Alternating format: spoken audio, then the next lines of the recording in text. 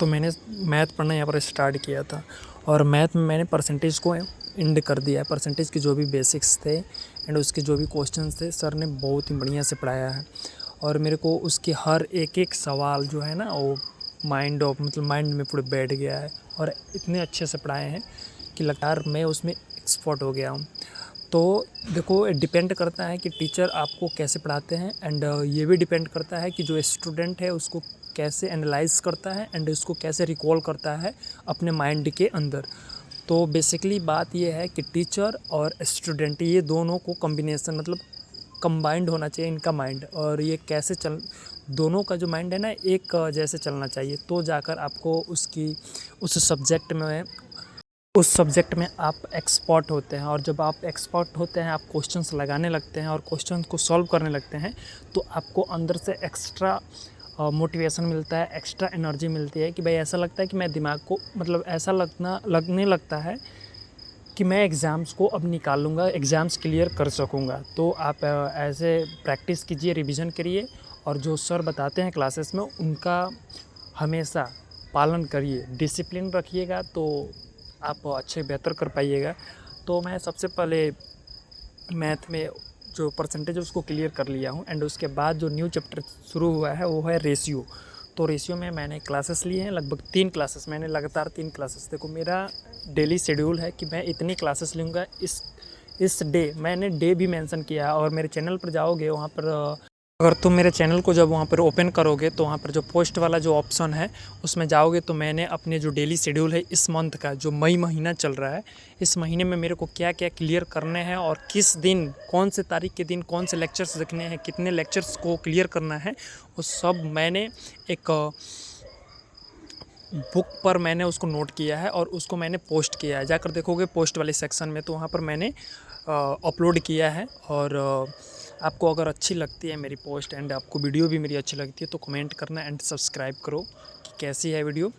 और उसके बाद मैंने फटाफट से जो क्लासेस थे उनको एंड किए एंड उसके बाद मैंने जो है रीजनिंग है उसको मैंने पढ़ना स्टार्ट किया था। देखो रीजनिंग में क्या है ना, रीजनिंग और मैथ अगर इन दोनों को कॉम्बिनेशन इन दोनों का कंबाइंड लेकर चलते हो तो तुमको अच्छा होगा, क्योंकि रीजनिंग और मैथ जो है ना एक सब्जेक्ट है। रीजनिंग और मैथ जो होता है उसमें कैलकुलेशन होता है। और एंड अगर आप चाहते हो कि 6 से 7 महीने के अंदर में आपका सिलेबस एंड हो जाए, आपका सिलेबस समाप्त हो जाए, तो बेसिक यही है आपको जो फॉलो करना होगा कि मैथ और रीजनिंग को कंबाइंड करके चले। एंड उसके साथ आप जो जीएस के सब्जेक्ट होते हैं कुछ, जैसे हिस्ट्री हो गया, पॉलिटी हो गया, इकोनॉमी हो गया, ज्योग्राफी हो गया एंड साइंस हो गया, तो इनको एक एक करके उनके साथ लेकर चलो। और जैसे ही रीजनिंग ख़त्म होता है या मैथ ख़त्म होता है तो आप इंग्लिश को स्टार्ट कर दो। तो इस तरीके से आप फॉलो करिएगा तो देन हमको लगता है कि जल्दी से सिलेबस भी एंड हो जाएगा एंड आपको उतना बर्डन भी नहीं लगेगा।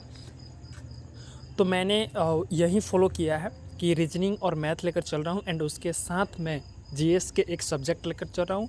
और जितना जल्दी जीएस का एक सब्जेक्ट ख़त्म होगा एंड उसके बाद मैं हिस्ट्री स्टार्ट करूँगा। तो पॉलिटी के बाद नेक्स्ट जो मंथ आ रहा है उसमें मैं हिस्ट्री चालू कर दूँगा। तो इस प्रकार मैंने अब जो मेरा रीजनिंग है वो मैं पढ़ रहा था।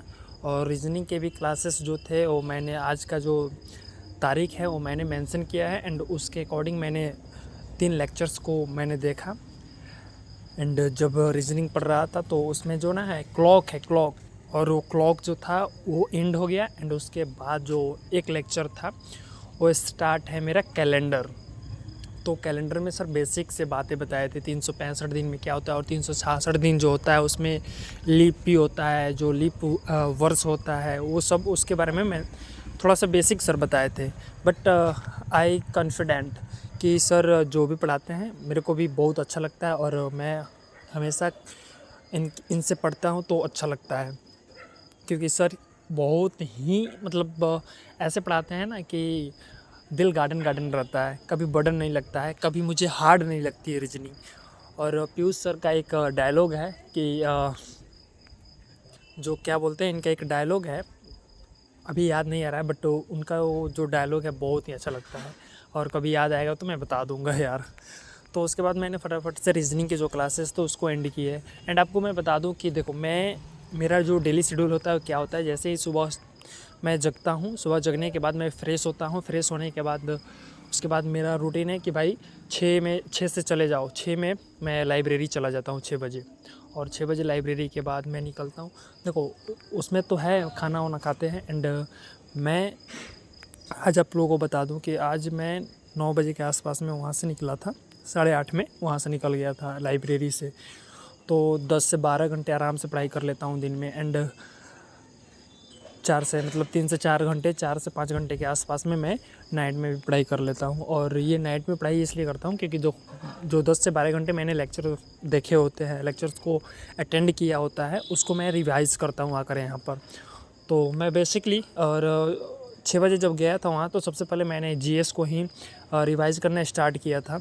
और जीएस में मैं पॉलिटी में जो है संविधान सभा के बारे में मैंने मतलब पढ़ाई किए थे, और उसमें जब पढ़ाई कर रहा था तो उसमें एक क्वेश्चंस था कि संविधान सभा के गठन की मांग सर्वप्रथम किसने रखा था। तो आप बता सकते हो किसने रखा था एंड कब रखे थे। तो मैं चलो इसमें से एक क्वेश्चंस को बता देता हूँ। 1895 में सर्वप्रथम जो इसकी मांग रखी गई थी, बट किसने रखा था ये बताओ आप कमेंट करके।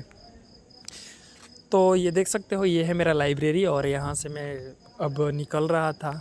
तो एक और यहाँ पे मैंने एक शायरी लिखा था और उसको भी छू गई थी कि जैसी सोच रखोगे वैसी स्थिति आ जाएगी, जैसी सोच रखोगे वैसी स्थिति आ जाएगी, और जैसी स्थिति चाहते हो वैसी सोच रखो। तो बेसिकली भाई अगर तुमको आईएएस बनना है तो आईएएस जैसा ही सोच रखना पड़ेगा। तो मैं फटाफट से वहाँ से निकल गया था, एंड जब मैं वहाँ से निकला तो मेरे पेट में चूहे कूद रहे थे। भूख इतनी लग गई थी यार कि मुझे बर्दाश्त नहीं हो रहा था। तो मैंने फटाफट से वहाँ से आया जब अपने रूम पर, तो रूम पर मैंने केले रखे थे, तो केलों को मैंने खाया।